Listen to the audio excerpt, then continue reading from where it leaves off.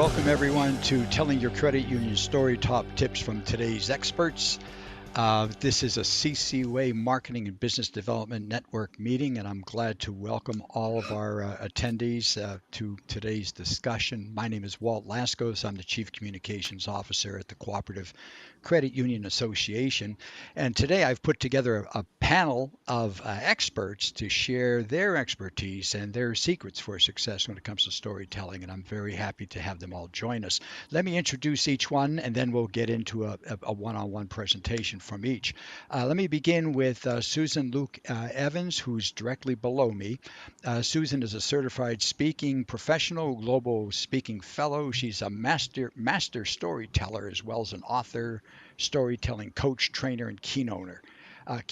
She's also a credit union development educator, a longtime friend of mine.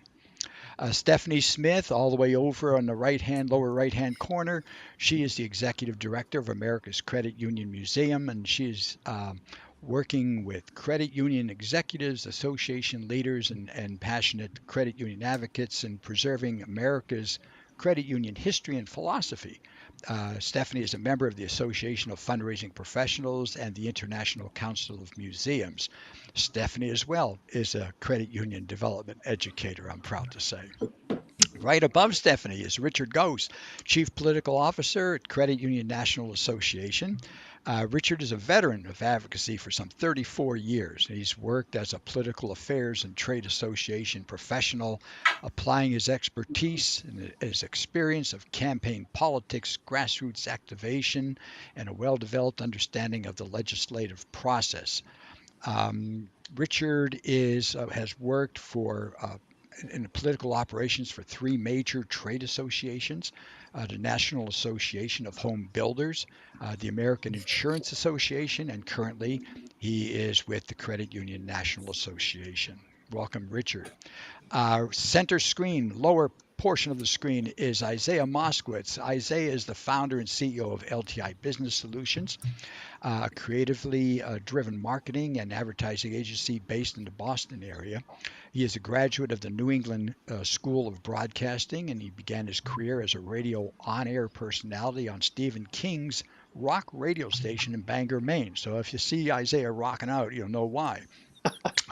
Since then, Isaiah has continued his career at what is today iHeartMedia in Portsmouth, New Hampshire, serving as a radio personality and creative service director. He's also worked directly with hundreds of clients as a media spokesperson for WJRR and others in Orlando, Florida, Sports Radio WEEI in Boston, the Red Sox Radio Network, WAAF, and WRKO in Boston. So hopefully we have no New York Yankee fans listening to participating in today's presentation. And finally, right above Isaiah, this is a bonus. This is unplanned and new here, is Sarah Snell Cook. Many of you know Sarah. She's the principal of Cook Consulting Solutions, which provides brand building, content marketing, and public relations. She's also the co-founder and publisher of the Credit Union Connection, a media outlet supporting credit unions' thrival by focusing on career development, educational opportunities and events, and business partners that bolster credit union growth.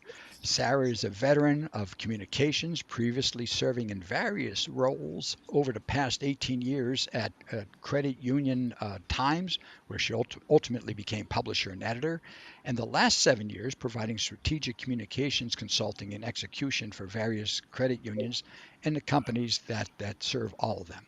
So welcome to all of you, my panelists, my experts. Welcome to our attendees, and let's kick off our discussion because we're going to try to keep this to about an hour and wrap up around 11 a.m. Eastern time. And I'm going to put the question out there, and then we'll begin with Susan. What works best for you in the way you tell your stories, and why is it important to tell those stories? So Susan, let's begin with you. 5 to 7 minutes for each of you, and then we'll do a general discussion. Okay. Good morning. I'm in Toronto, just in case anybody wants to know, and I will lead with a disclaimer about the slides that I'm hoping to use here. There we go. This first slide is just not. We'll get this right, Susan. Good luck. I've tried several times this morning and I apologize. But let's just start off with, that's okay. Just leave it, Walter.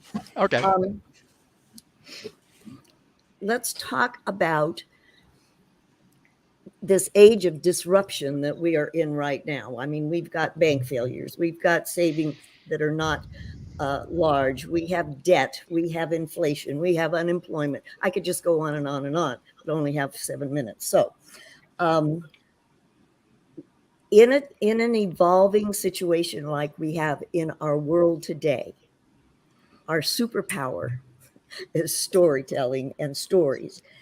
If you want to be in a position of influence, if you want to disrupt or be in a position to drive change, then your individual personal stories, as well as your credit union corporate story, is your superpower. They're one of the few things that we have control over.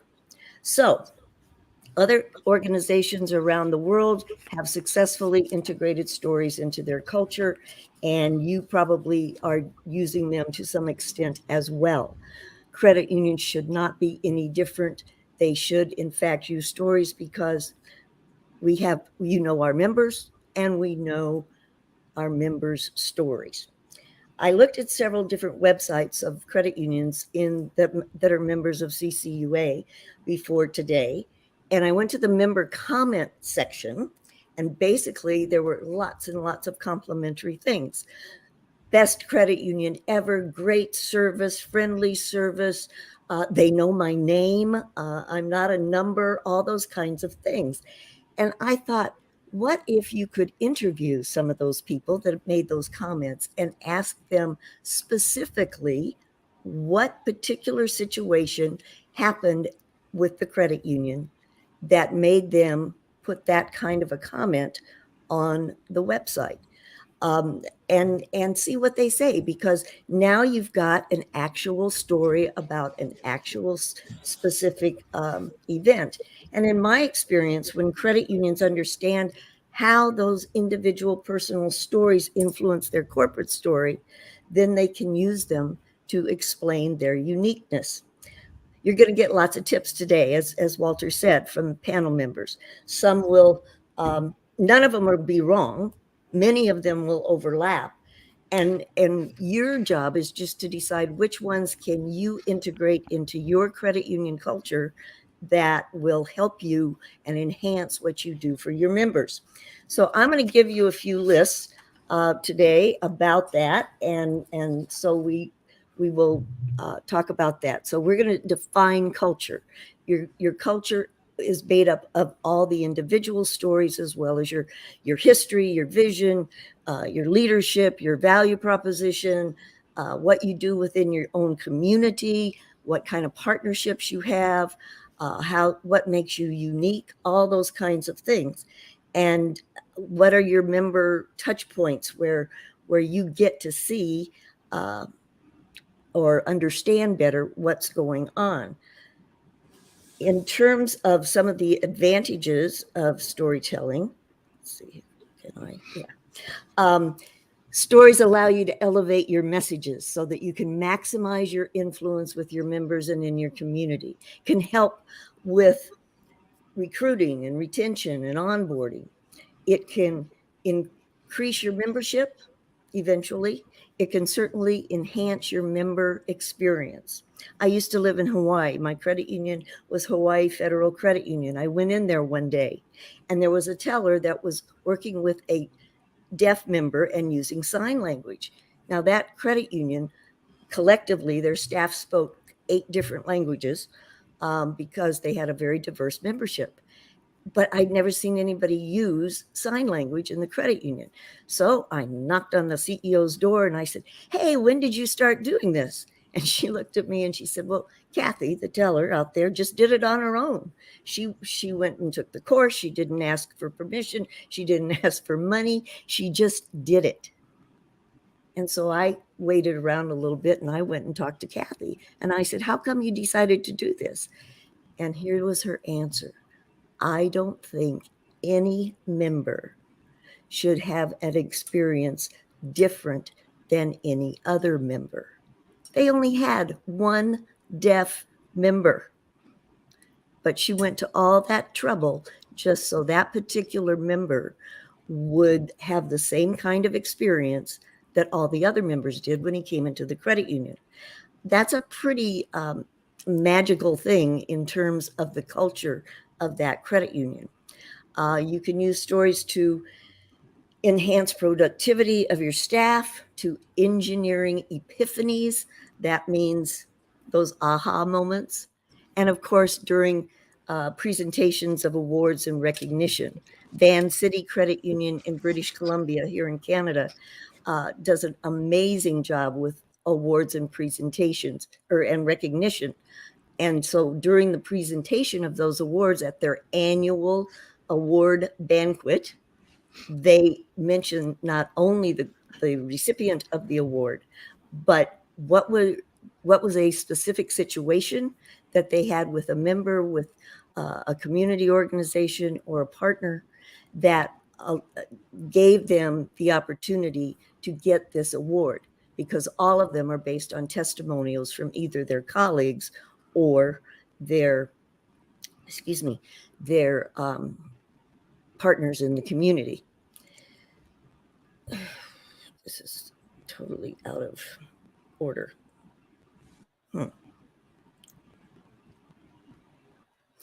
Delivery, no, one more. There we go. No, I did that already. Okay. There's supposed to be a slide in here about the characteristics of a story. I don't know where it went. So this is the wonder of cyberspace, and it's probably operator error. So I apologize. But there you go, Susan, and the importance of storytelling. We don't have to worry about the slides, but it's the storytelling that counts. Well, there's certain things that you need to know about the characteristics of good stories. They have to be universal. What that means is that everybody in your audience has some connection to that story. If I tell you stories about my amazing grandchildren, who happen to live in Westford, Massachusetts, by the way, you will identify with that story for one of several reasons. You may have grandchildren or children of your own. You may have, at the very least, been a child yourself, or you may identify with a specific situation that those stories are about.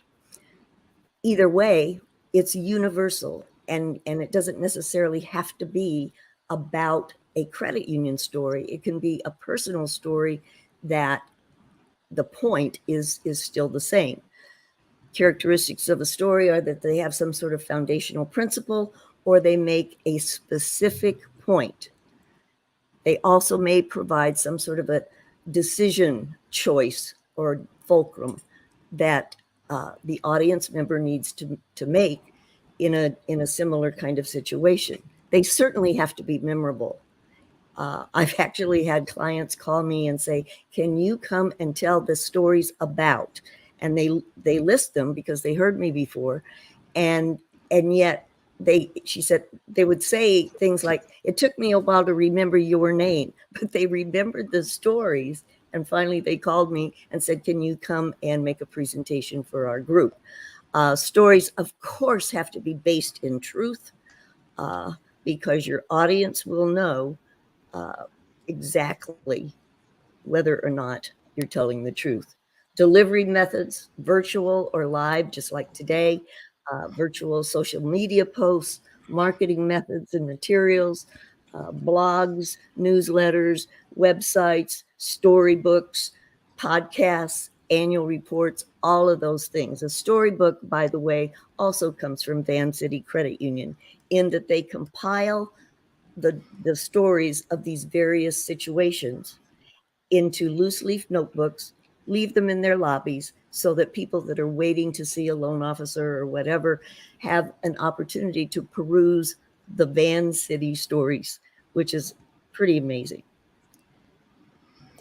So going forward, how will you use your stories in your credit union differently? Example is not the main thing in influencing others. It's the only thing. Albert Schweitzer much smarter man than I, who probably wouldn't have trouble with his slides, said that. And I will say to you, how are you using stories to elevate your message, to maximize your ROI, return on influence? Thank you so much. All right. Thank you, Susan. Let's move on now to Stephanie, and Stephanie, hear from you for your perspective at the museum. Absolutely. Thanks, Sue, for teeing that up and telling people to tell their stories. And I'm going to tell you where your story should live. What I've learned in this industry in this short time that I've been here, the people that work in the credit union space are incredibly humble.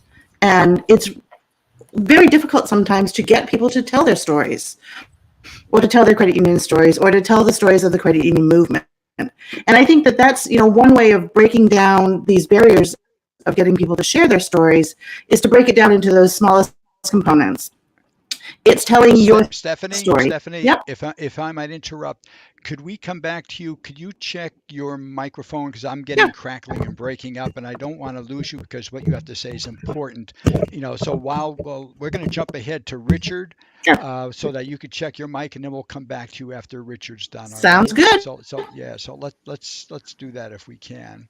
So Richard, I think we should bring you up and have you do your gig. All right.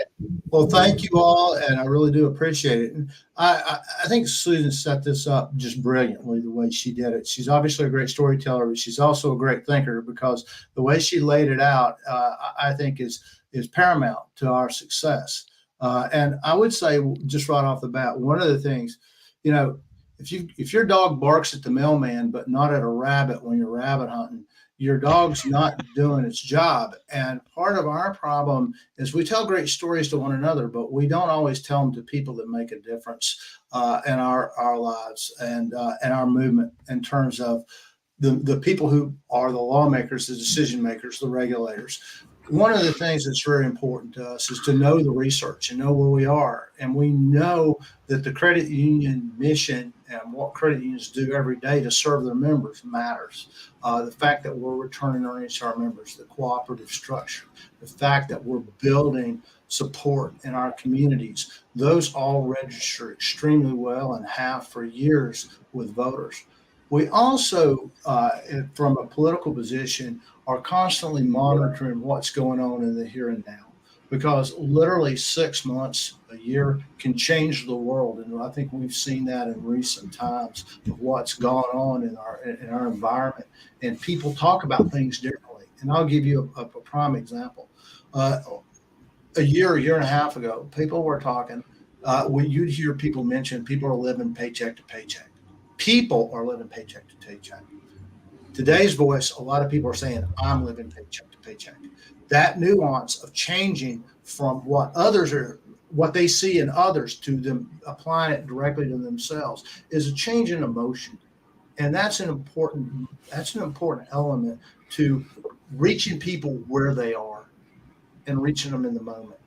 And I think that's extremely important as we look to tell stories and be effective. Another is being trusted. That trusted voice. We ask, because we fight all the time with various people trying to overregulate and to pass laws that are not favorable to credit unions. A lot of these groups may be well-intentioned, but they come under the guise of consumer groups. Consumer Federation of America, you get the National Reinvestment Coalition, you get all sorts of groups. We tested it. We said, who do you trust? Do you trust these groups, or do you trust your credit union?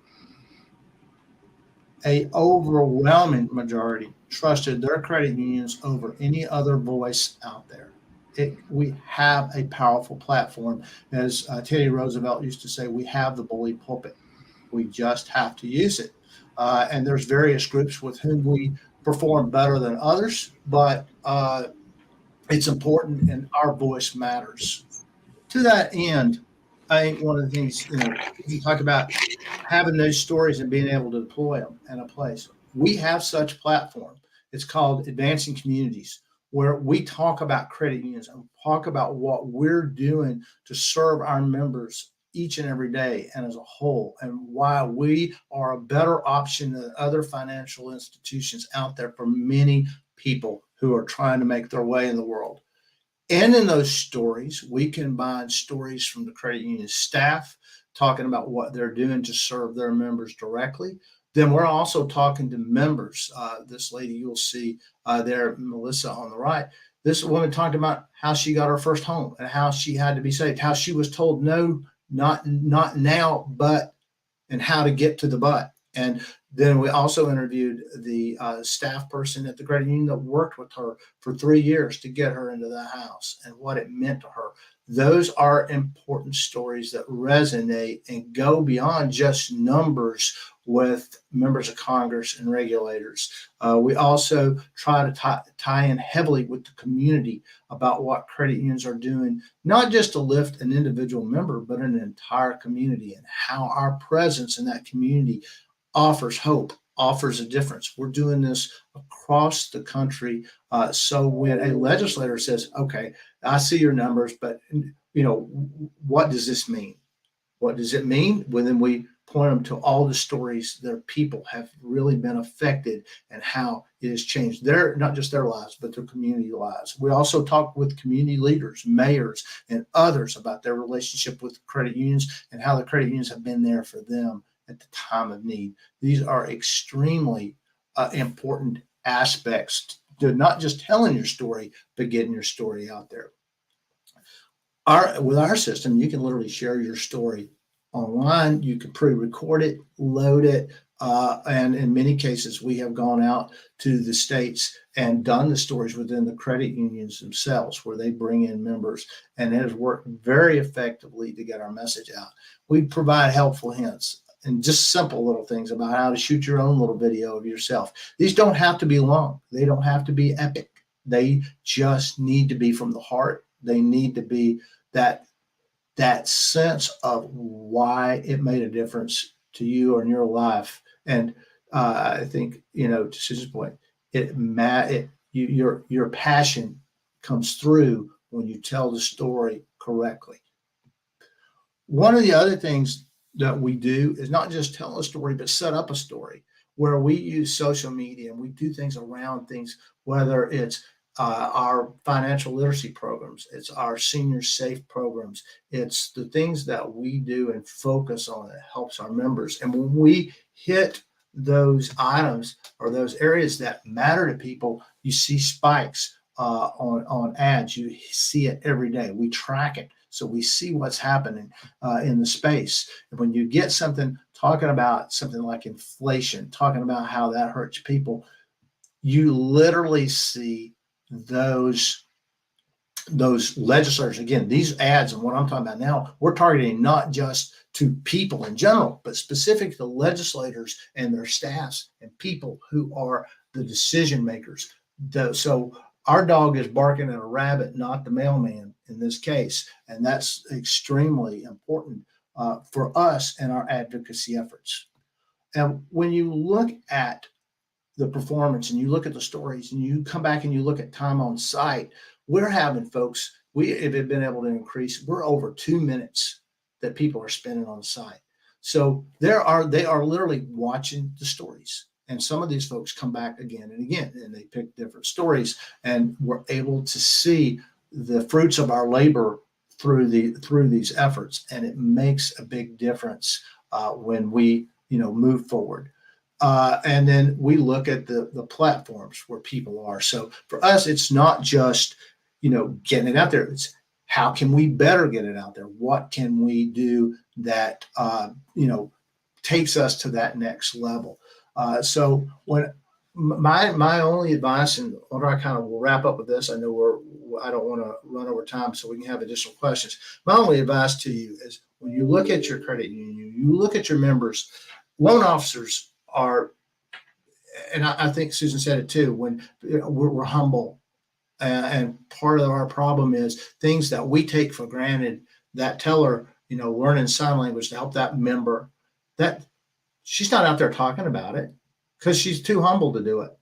But when we are looking to tell our story, we have to get over our humbleness and get into what we're doing to help our members, because we can't help our members if we have regulations and we have laws that prevent us from doing as much as we can for our members. So get over the humbleness, talk about what we're doing to help folks. And I'll give you one example. We had a credit union in West Virginia during the pandemic they always had a tax prep program in their credit union, and they helped their individual members. Well, because it was COVID, because so many people didn't have access to their normal accounting structures and things that help them every day, they opened up their drive-throughs. They would literally have folks drive through their branches, open them up, non-members, members alike, and they would help them in their tax prep.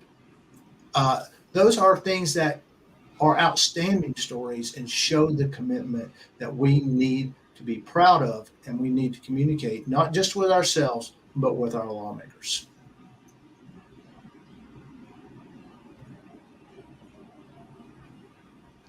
Thank you so much, Richard, for sharing your perspective on that. Now let's go back. Try Stephanie again. Stephanie, let's see what your audio sounds like. Can you hear me now? Yeah. Oh, yeah. We could hear you. Yeah, you sound good. Good. Okay, let's try this again. So keeping along the same theme, I said earlier that the people in the credit union movement are incredibly humble, and it's hard to get those stories out, which, we've already learned from my fellow panelists here. But I think what we need to do is break down exactly where those stories come from. And, from the museum perspective, it's an individual story, it's a credit union story, and it's a story that, encompasses the entire movement. And maybe once you get over the initial, how do we do this? And you get these stories, it becomes, where do these stories live? Walter and I have had many conversations where we realize that the history that is living now isn't going to be living forever. So you wish you could just put, a recorder on the Sunday dinner table and capture the stories of your family. And I think that that's the approach that we need to take with credit union stories, because, I think we are a big family. You go to GAC and you hug more than you do at, Thanksgiving dinner, my family. So I think it's really important that we do capture these stories, and the museum is a great place for these stories to live. And Walt, if you can bring up my next slide, I'll sort of walk you through that. We have a couple of different programs where we're capturing stories specifically right now, and we're doing the Herstory, the Credit Union Women Making History. We launched it last year. We inducted 20 women and their stories into the museum, and we had enormous response to us saying, hey, tell us about the amazing credit union women. So we are carrying that program forward this year. We are in the final stages of announcing the next group of women that will be inducted. And we actually have these stories of these women that talks about their credit union journey, what inspired them, the people that lifted them up along the way, what was important to them, and what kept them in the credit union space. So that's sort of one of our examples of how we capture the individual stories. And then we have our project that we're working on now, and it's a live project. It's the state history, where you see the map in the middle of the screen here. It's actually an interactive display here at the museum where every single credit union in the country has been asked to upload their history to the museum, so it doesn't go away. And it's as simple as credit unions taking the About Us portion from their website. There's no format that it needs to be in. It's telling the story of your organization and what's important to your organization, maybe adding some pictures, a little bit of, chronological, relevance of where you've been, where you're going, and how your credit union has grown, and incorporate it into the museum. There's no better place for your story to live than in the museum, and it's absolutely free. And we wish more credit unions would participate in it. So, if you're listening to this show today from a credit union and your credit union is not part of this, I encourage you to reach out to me and I will get you the links and how you can do that. And then the last thing that the museum's doing is the program that Walt and I touched upon, Moments in Credit Union History. This is where we capture those stories of people that were part of stories of the credit union movement moving forward. The people that were at HR 1151, the people that were there when they signed the legislation, the people that, broke down barriers for women working in credit union leagues. And it's our way of capturing those oral histories to have a space in the museum where they can live forever and continue to inspire people. And I think a lot of times we don't realize that things that we're doing today, how they'll impact future generations. And that's probably the best piece of advice that I ever received in this role was, you don't know what's in the museum today that somebody 100 years from now will think is important. And a perfect example for the museum of that is back in January, we took delivery of 25 enormous boxes of Ed Filene's personal papers. And it's like a treasure trove. We open a box, once a week when we know what we're going to do with it. And we see speeches that he gave or his ideas. And it's literally like looking at Ed Filene's Pinterest page from 150 years ago. So it's super cool for us. Here at the museum, we love history and we love hearing those stories. But those are what resonate with our visitors. Those are what resonate within the industry. Knowing where we have come from helps to form where we're going. And stories are the way to do that. Absolutely, 100%. Thank you so much, Stephanie. Let's move over to Isaiah now and get his perspective on storytelling. Well, I appreciate that, Walter, and it's an honor to be here with this panel. I love everything that all of you have said to this point. It makes total sense. And I have one slide, and that slide is up here. And what's your story? So my background, as Walter described, from the radio broadcast world, the media world, the sports marketing world, outside the credit union world, my job is to tell stories for my clients. And it goes back to when Walter said I started in radio as an on-air personality. Think about what I'm doing when I'm turning the microphone on, or anybody who does a radio show or a TV show or a podcast or a blogger or an influencer on social media. What are they doing? They have to tell a story, and they have to get people's attention. That is so hard to do. That is really hard to do. And I can speak to that for 30 years of working in broadcast and being an on-air personality. How do you get somebody's attention? It's hard to do. And it was a lot harder. It's a lot harder now than it was in 1970, 1980, 1990, 2000, because just the distractions and the disruptions, as one of my panelists mentioned earlier, that are happening in the world. There are so many things that pull people's attention right now.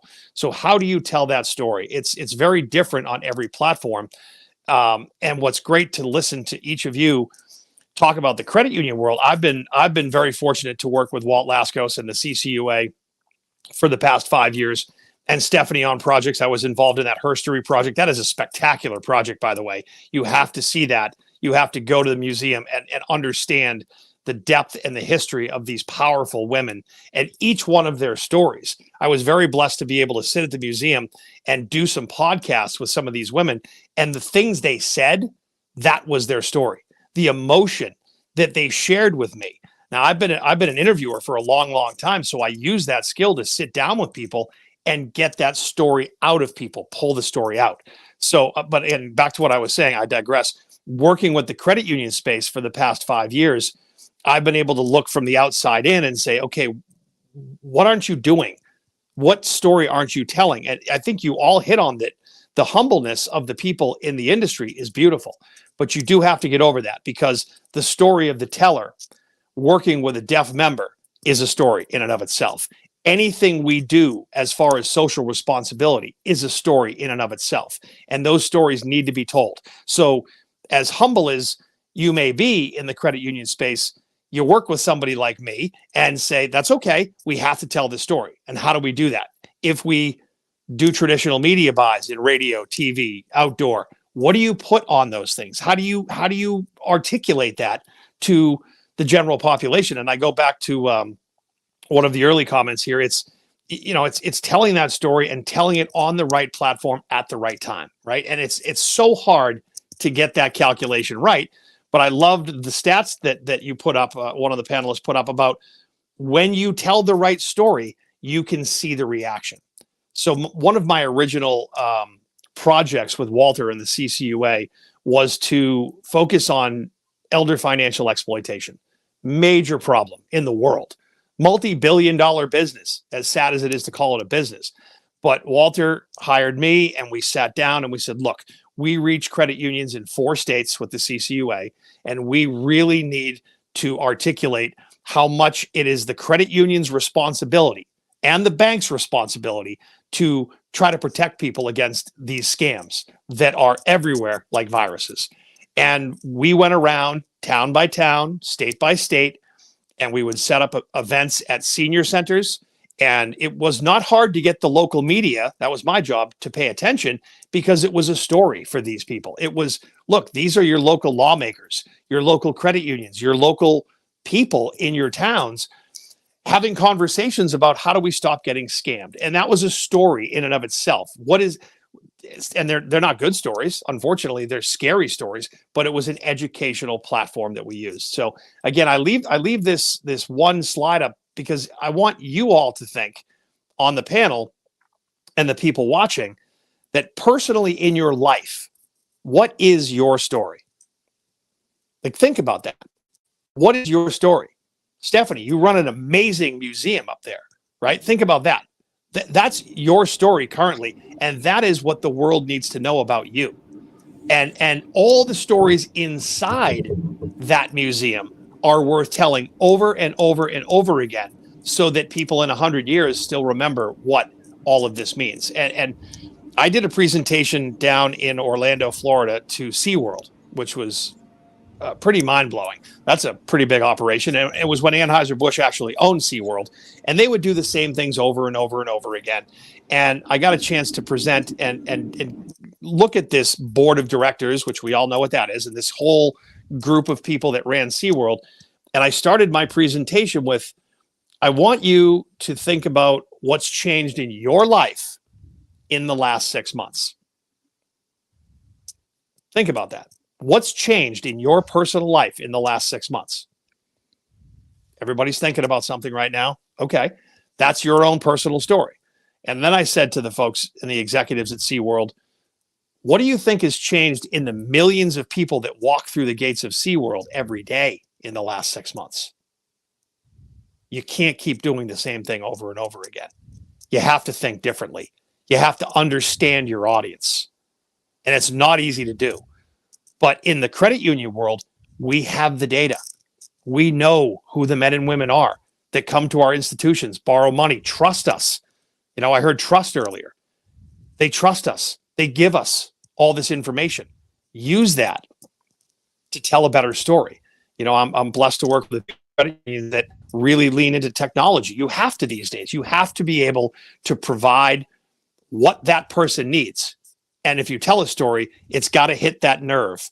So if it's social responsibility, if it's about cause marketing, then so be it. If it's about going back to telling that story of the teller working with that deaf member, that's your story. And that will make people look up. So it's an honor to be on this panel. And really, I'm learning a lot listening to all of you talk, but I just put up one thing right there. What's your story? Think about what your story is as a credit union, as a person, and tell it over and over again so that people start to trust you. Thank you, Isaiah. And let's go finally to Sarah Snell Cook to get her perspective on storytelling. Sarah, you're up.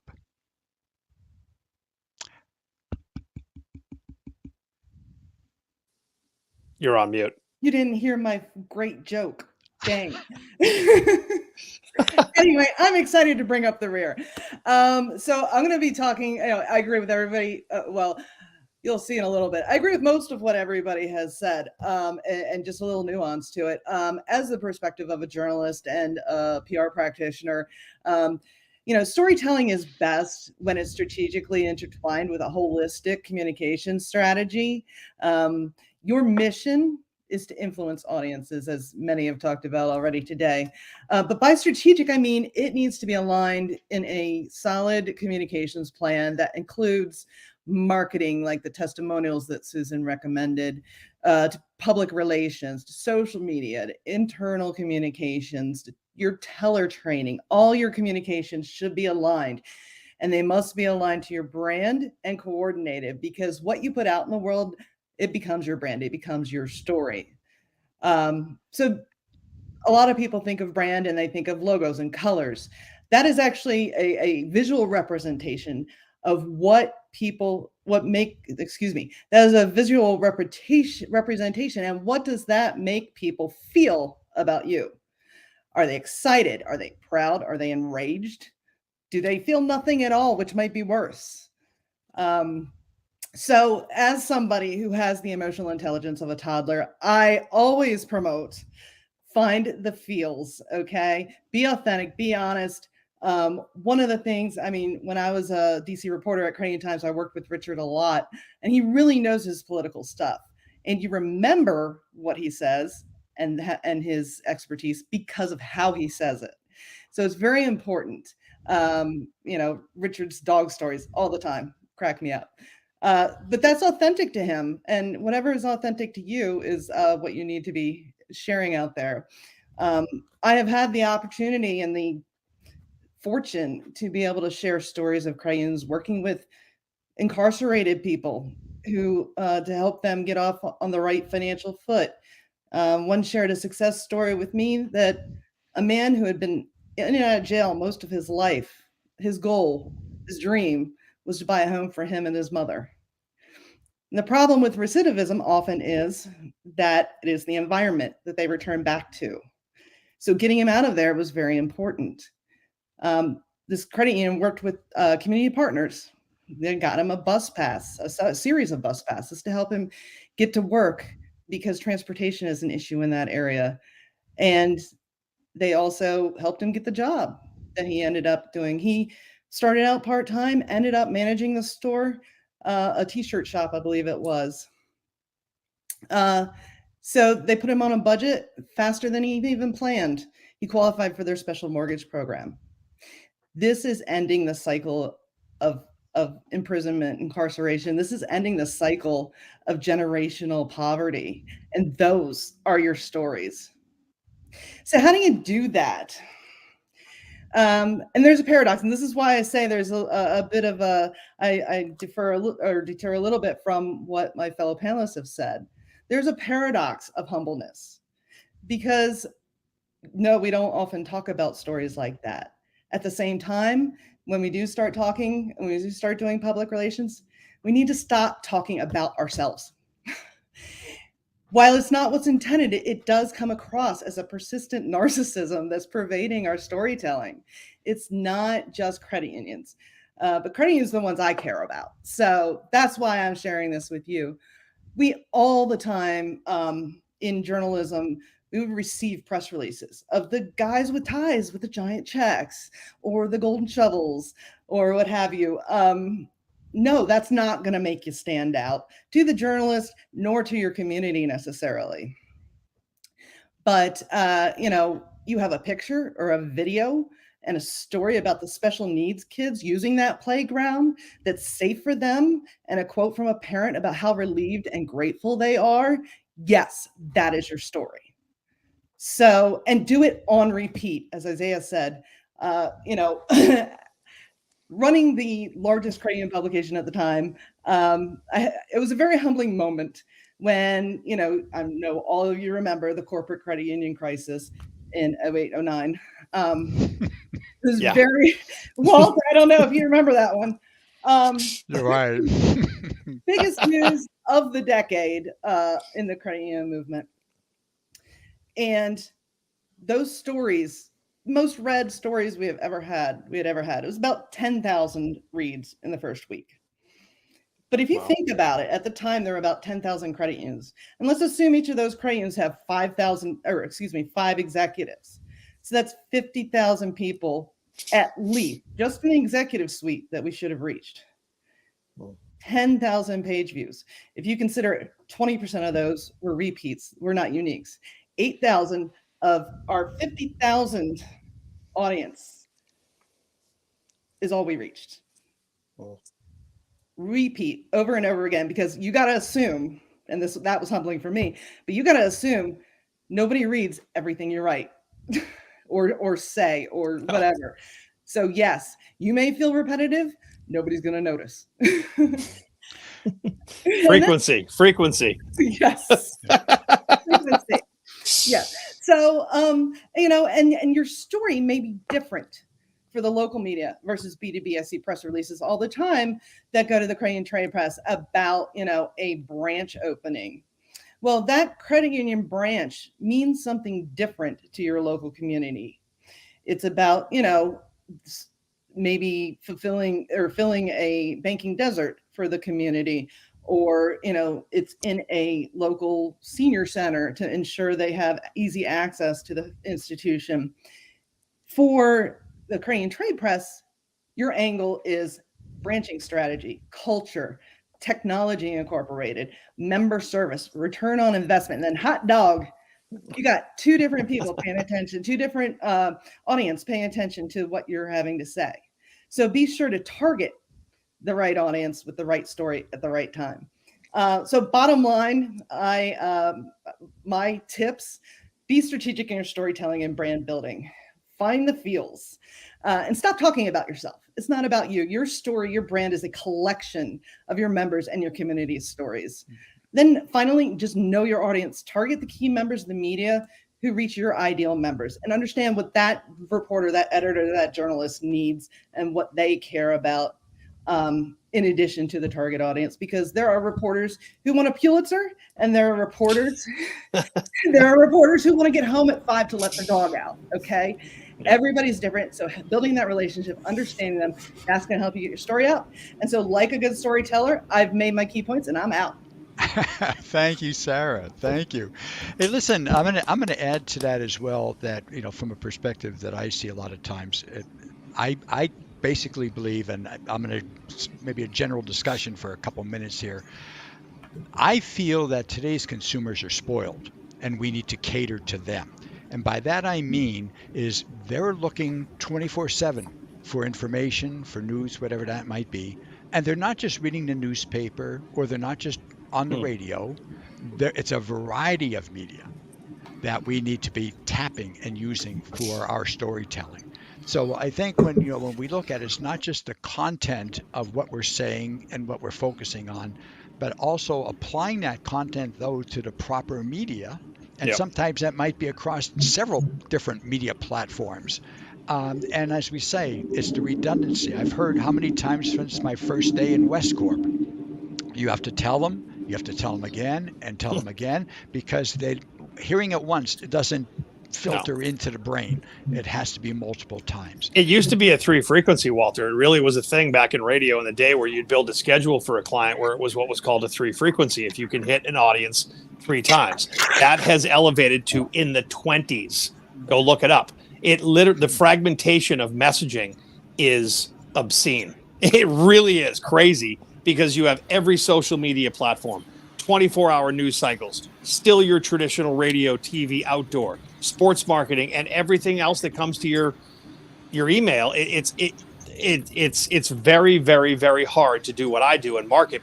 But to everyone's point, and a few people made a very good point, find that audience and really get in there and go and frequently tell the story. And I love the piece that was just mentioned about, you've got to also understand these reporters. Like you say, somebody wants to go out and win the Pulitzer. Somebody just wants to go home at 5 and feed their dog. But if I'm a reporter for the Boston Globe and I write on culinary arts, then that's what I do. Don't talk to me about something. That's what I do. So if you find somebody who's in the social responsibility swim lane, for example, or the community swim lane, they're going to be more apt to, no guarantee, talk about your story. I mean, Walt, you and I did a great piece with as a legendary broadcaster here in Boston. His name is Carl Stevens, works for WBZ. And he did one of these with us years ago. And he sat down with us and he did a webinar. and he looked, and we invited all the marketing people from as many credit unions that wanted to come on, and he looked right at them and said, "You're not going to get my attention. Like, it's going to be really hard to get my attention. You need to know what I'm thinking. And even when you know what I'm thinking, my editor has given me a totally different path than, that morning." So it's so hard to get in that flow, but it's all part of what each person has said here: strategic storytelling. And that is certainly the challenge when it comes to working with the news Oh. media and all that. But Richard, I'm thinking in your perspective, when like we were talking earlier about 24/7, all the different platforms, you're doing that with a lot of the work that you do for CUNA. Well, we are, and I'll add something here. And more people are looking for reaffirmation of their own opinion than they are new information. It's I know. Will you agree? I walk into a room. I don't ask people what party they belong to or whatever. I ask where they get their news, and I know how to talk to them based on where they go to get their information.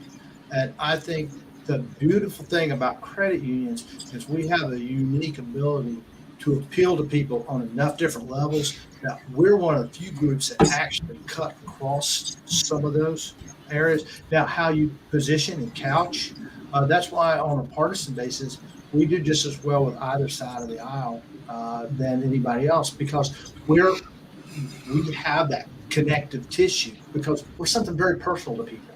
And when you talk about something people care about and a value proposition, and that is something that I always come back to, is you need to hit people at the value proposition. What do I care about? I can ask you, I can ask Isaiah if he likes a red shirt or a blue shirt, but if Isaiah's not looking for a shirt, he might give me an answer, but it doesn't matter because it's Right. not important to him. But if Isaiah's sitting there and he needs a shirt, then it matters. So Right. that's kind of where we are. We need to first find out, what do you care about? What do you relate to? And deliver that story to that person at the right time on the right platform where they're going to be looking for it or already engaged. And that's the difference too. We're not just delivering stuff to them. We're now engaging because they can Right. talk back to us. Well, that's asking people, like that SeaWorld story. That's asking people to answer their own question. What are you thinking about? Not me, not what I think my message is. Like, Stephanie, what are you thinking about today when you go shopping at Market Basket in London? Like, you know what I mean? Like that, like, what are you thinking about? Then I know that I can put something in front of Stephanie because she's told me she goes to Market Basket in Loudon, New Hampshire on Fridays, and boom. Like that, like if I just blanket throw it out there, it's the net approach is not good. Well, the other angle too is, and one thing that we have to do, and I know Richard does at CUNA and all that, is, and certainly Sarah, you see this from your perspective back in the day, and Isaiah, you as well too, is the data that we already have, that credit unions already have. We have a fairly good, my God, probably a tremendous value in knowing the data of our members. Where they're giving you the answer to the quiz for everything. Correct. So once you have that understanding of where they're at, what their needs are, what they're looking for, that sets up the ground for being able to storytell. One thing I do want to throw out before I ask each of you for your final comments is, I remember back in the day hearing one CEO saying that, when you're telling your story and you're saying all this good stuff that you do, it's like bragging, and he didn't like that. And it was he did not like that. It's like, no, don't do that. Let me just throw that out to any of you. What's your reaction to something like that? Is it bragging, or do we have a responsibility to tell our story, to tell the credit union story? We have a responsibility. Everybody has a responsibility. Absolutely. And that CEO hopefully checked his ego and decided he's not representative of everybody. You have to tell it. You have to tell your story. And find somebody who can do it if you can. I think what we see a lot of, in particular what I see, somebody that has done, amazing things in the credit union space isn't necessarily first to jump up and say, hey, I did this, look at me. But there is an army of people behind them that want you to know the story. Yes. And that is, so you need to engage the army versus the general.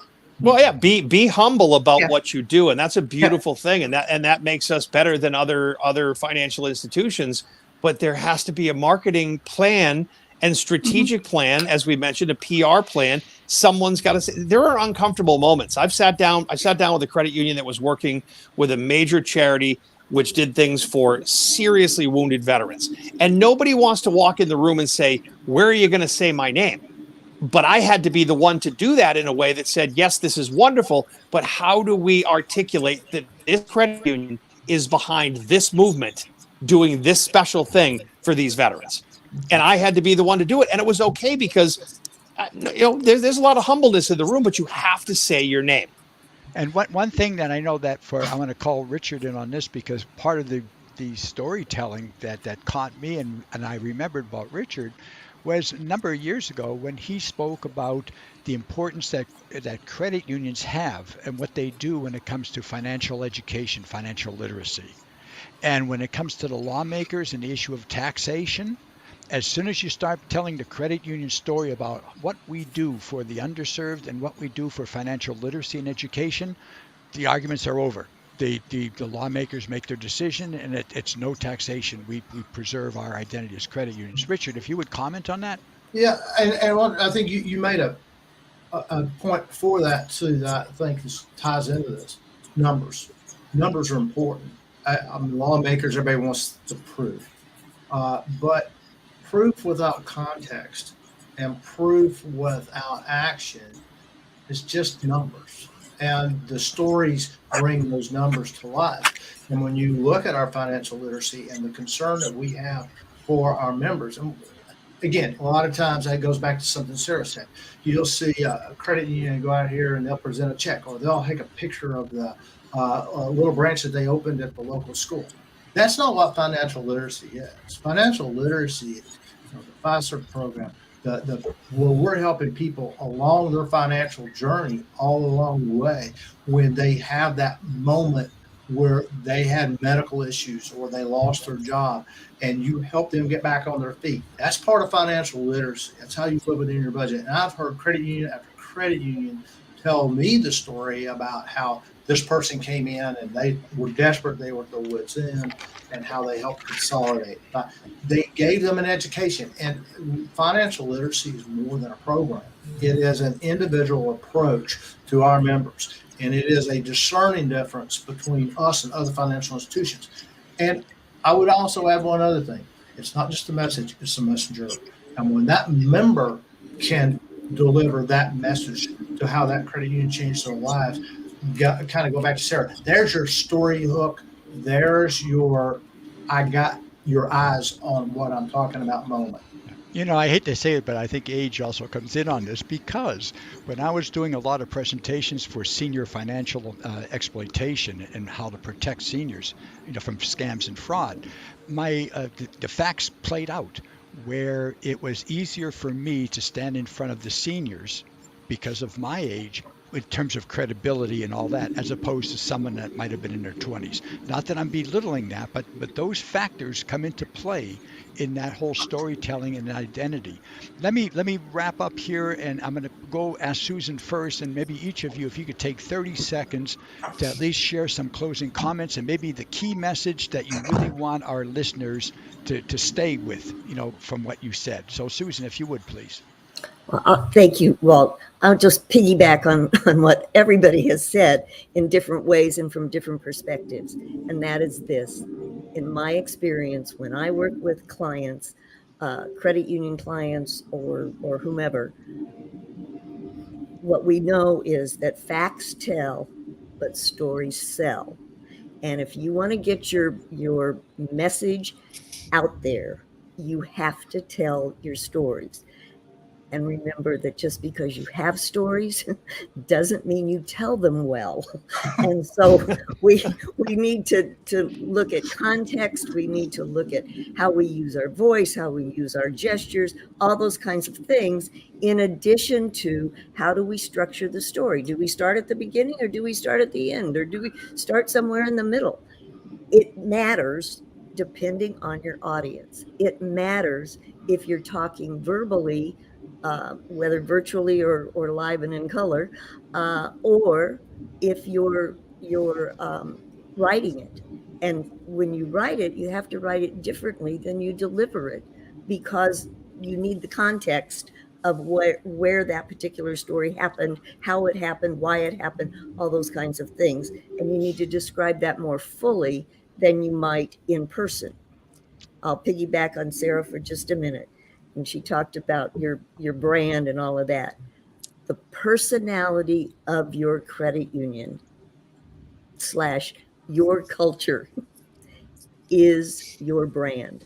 And once it's out there, you can't control it like you might think you do, because people talk to other people. And so what are the stories that we tell? What are the stories behind those bullet points? What are the stories behind the annual report, behind all the other kinds of things that we look at? And those are the stories we need to tell. Those are the stories that will help the credit union have a sustainable influence in the community and with their members. All right. Thank you, Susan. Let Stephanie, a closing comment. At the risk of cheating on the answer, I'm going to just remind you all of one of the taglines of the museum, and that's that every credit union has a story to tell. And what is your legacy, and what is going to be important in 100 years from now? I think as long as you keep those guidelines at the forefront, you're going to tell the story the way it needs to be told. Thank you, Stephanie. Richard. Yeah, I would close. I think there's been a lot of wonderful comments, and I think that this, if you're listening to this for the first time, you can see how it all comes together. And I would just say this: there is a story behind every member that walks into your credit union, and whether it's your loan officer, it's your teller, or it's your CEO, everybody, and it's been said again, has a story. Getting that out, delivering it to the right people at the right time, with the right voice is imperative if we're going to keep credit unions' ability to serve our members alive and well going forward. Thank you, Richard. Isaiah. Yeah, thank you. This has been great. I think everybody here has spectacular knowledge on storytelling. I've learned, and I hope everybody that's viewing and listening and watching this learns whenever they watch it. I will go with this: think differently. I need people to think differently. You've got a story. It's all been said here. How the story is told is important. I need you to think differently about your stories and how you tell your stories. I'll leave you with that. All right. Thank you, Isaiah. And finally, Sarah. So be sure to communicate on a regular basis, as well as showing your stories. Yes, it's great to tell your story, but if we can find a way to show it, that's even better. For example, a lot of people talked about data to support what you're trying to influence. Creating an infographic with your branding and then sharing it with the media that you're trying to hit, that's very helpful, because one of the first things, newsrooms budgets are tight, really tight right now. And, one of the first things to go is their designers. So if you can do that to help them, as well as get your own brand out there, that's a little sub tip. Also, video, things like that are imagery. Definitely, I love words, but a picture paints 1,000 words. Finally, I would say public relations, storytelling, marketing, all that. It's not just throwing out a press release. Media training for your subject matter experts would be incredibly valuable for your credit union, as well as your local reporters who might want somebody who's an expert on real estate in the local market, who understands what the Fed's moves mean to the members in that community. So be ready for positive PR, because as you do that training, you're going to be ready for the crisis when it happens, and it will happen. There you go.